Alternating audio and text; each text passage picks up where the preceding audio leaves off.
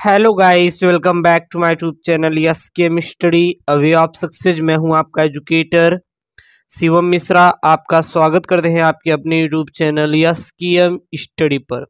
और यहां पे क्लास 10 प्रारंभिक हिंदी हिंदी का मेरे प्यारे बच्चे बहुत ही मोस्ट इम्पॉर्टेंट प्रश्न लेके आए हैं। मॉडल पेपर है ये बोर्ड एग्जाम 2022 के लिए, बोर्ड एग्जाम 2022 के लिए है।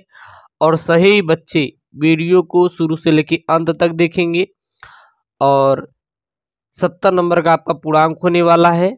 अभी मैंने इसमें कोई सिलेबस की कटौती नहीं की है, 100 में 100 सिलेबस है। आपको कहीं से भी कोई भी दिक्कत आ रही है, कोई भी फॉल्ट आ रहा है तो कमेंट कीजिए और मैं आपको उसको और अच्छे से समझाने का प्रयास करूंगा, ठीक है ना। तो उसे पूरा प्रश्न लेके आए एक तरफ से, जो भी आपके बोर्ड एग्जाम में 2022 में आएगा, पिछले साल आया था और जिस प्रकार से आता है उन सभी प्रश्नों को यहाँ पे विस्तार पूर्वक वर्णन करेंगे और हर एक प्रश्न को समझेंगे आपको। और आप कहेंगे तो इसका सोल्यूशन भी आपको पूरा पूरा हम वीडियो के माध्यम से प्रोवाइड कर देंगे, ठीक है ना। तो टेंशन नहीं लेना है, आप पूरा अपना मॉडल पेपर देख लीजिए, हर एक प्रश्न है तो इससे बाहर एक भी आने वाला यहाँ पे नहीं है। एक सिंपल पेपर भी कर सकते हैं क्लास 10 2022 के लिए। तो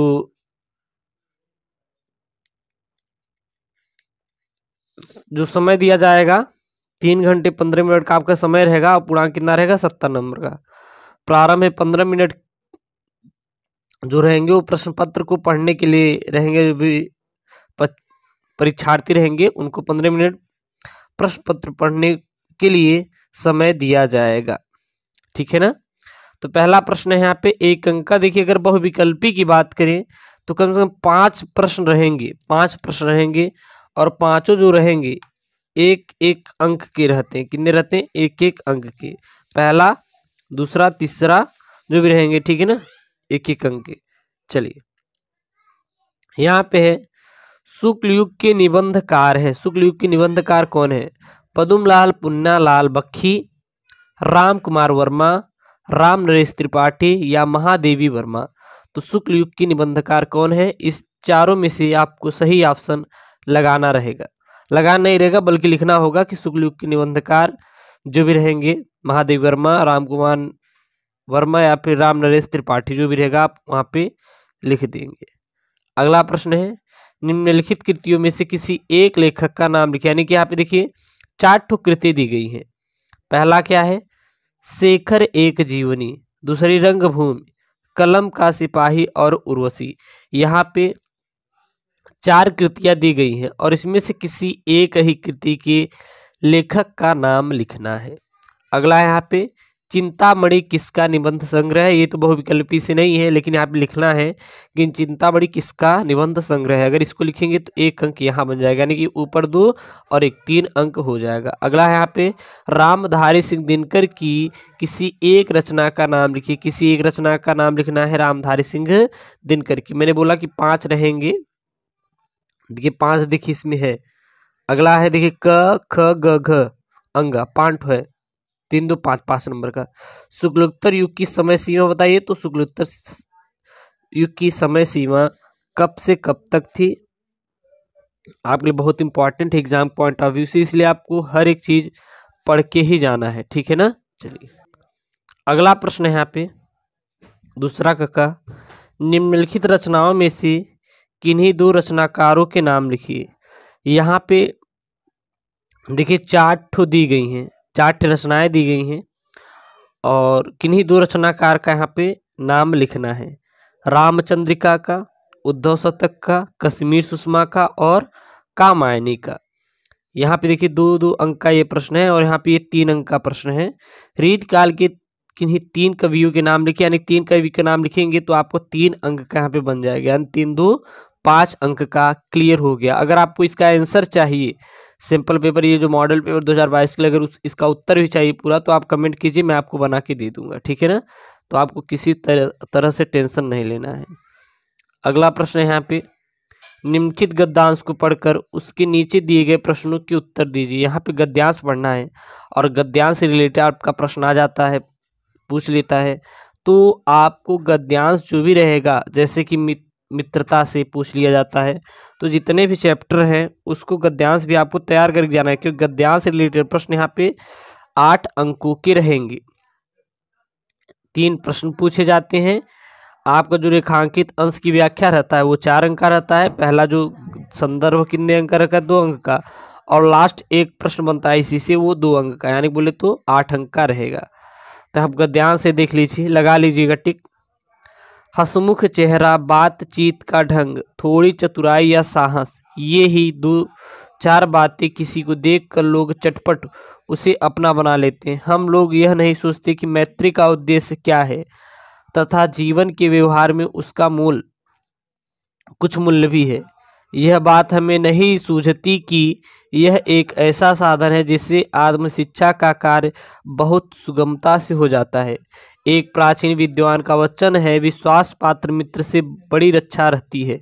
जिससे ऐसा मित्र मिल जाए तो उसे समझना चाहिए कि खजाना मिल गया। तो ये जो चैप्टर है या गद्यांश है, ये मित्रता से लिया गया, क्योंकि यहाँ पे मित्र के बारे में दिया गया है। आप सीधा बता देखिए यहाँ पे मित्र है, अगर आप इस चैप्टर को एक बार पढ़ लेंगे तो उस चैप्टर को आपको अच्छी तरीके से याद हो जाएगा और उसमें कोई भी फॉल्ट नहीं आएगी। तो ये कहाँ से लिया गया, मित्रता से, क्योंकि यहाँ पर भी मैत्री आया है शब्द, तो ये मित्रता से लिया गया। यहाँ से 3 प्रश्न बनेंगे। उपरोक्त गद्यांश की संदर्भ कीजिए, जो कि 2 अंक का रहेगा। रेखांकित अंश की व्याख्या करना है यहाँ से यहाँ तक, ये आपका 4 अंक का रहेगा। और सामान्य लोग व्यक्ति में क्या गुण देकर मित्रता करते हैं, ये 2 अंक का, यानी बोले तो पूरा टोटल कैलकुलेट करेंगे तो 8 अंक का ये आपका आने वाला है। ठीक है, या फिर मान लीजिए वो आपको नहीं आया तो अगला यहाँ पे है, हे भगवान तब के लिए विपद के लिए इतना आयोजन, परमपिता की इच्छा के विरुद्ध इतना साहस, पिताजी क्या भीख न मिलेगी, क्या कोई हिंदू भूपृष्ठ पर न बचा रह जाएगा, जो ब्राह्मण को 2 मुट्ठी अन्न दे सके, यह संभव है। फेर दीजिए पिताजी, मैं काँप रही हूँ, इसकी चमक आंखों को अंधा बना रही। यहाँ से 3 प्रश्न आया है। पहला संदर्भ, रेखांकित अंश की व्याख्या, और ममता के पिता ने ऐसा क्या किया कि जो ममता को परमपिता की इच्छा के विरुद्ध लगा। ठीक है, क्योंकि वो घुस लिए थे इसलिए। अगला है यहाँ पे देखिए 8 नंबर का प्रश्न है। ठीक है, 2 + 6, इसका संदर्भ और व्याख्या यहाँ पे दिया है। चरण कमर बंदो हरिराय, जा की कृपा पंगिर लंघे, अंधे को सब कुछ दर्शाई, बहिरे सुने गूंगे पुन बोले, रंग चले सिर छत्र धराई, सूरदास स्वामी करुणा में बार बार बंदो तिह पाई।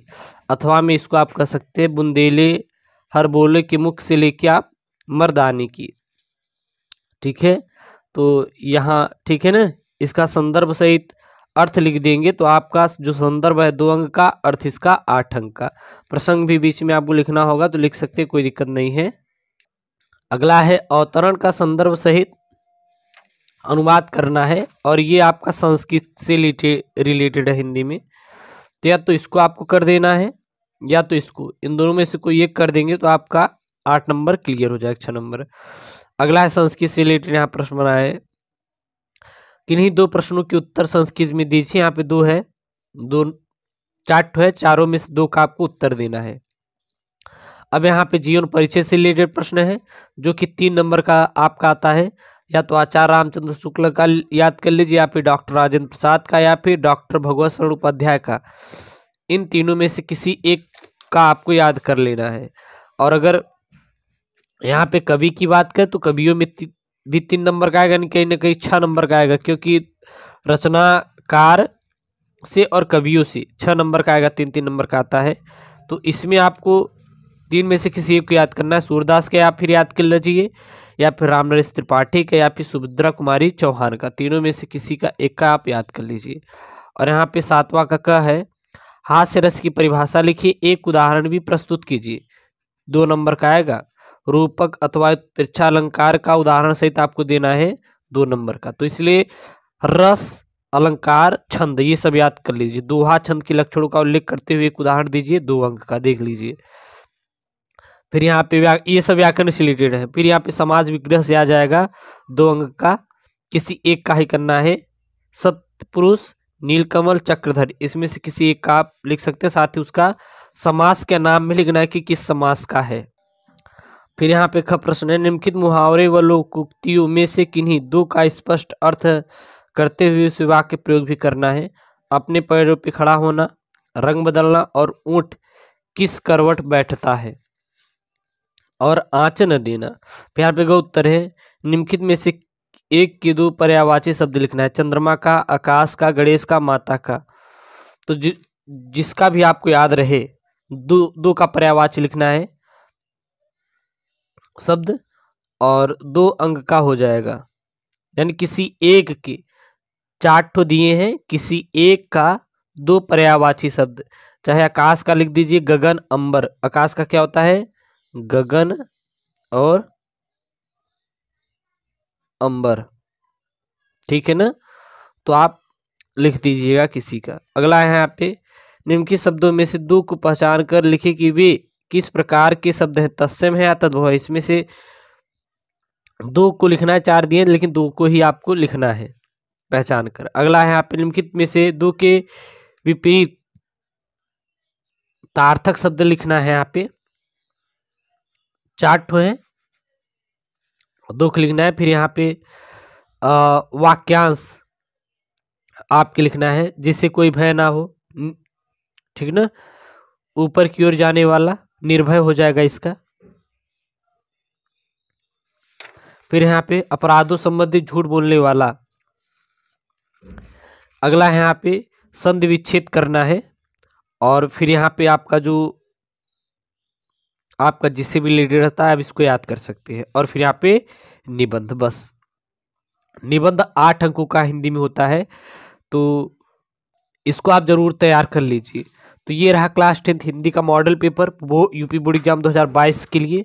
अगर ऐसा ही आपको वीडियो चाहिए तो चैनल को जरूर से जरूर सब्सक्राइब करिए और दोस्तों के साथ वीडियो जरूर शेयर करिए। ओके दोस्तों, थैंक यू, जय हिंद।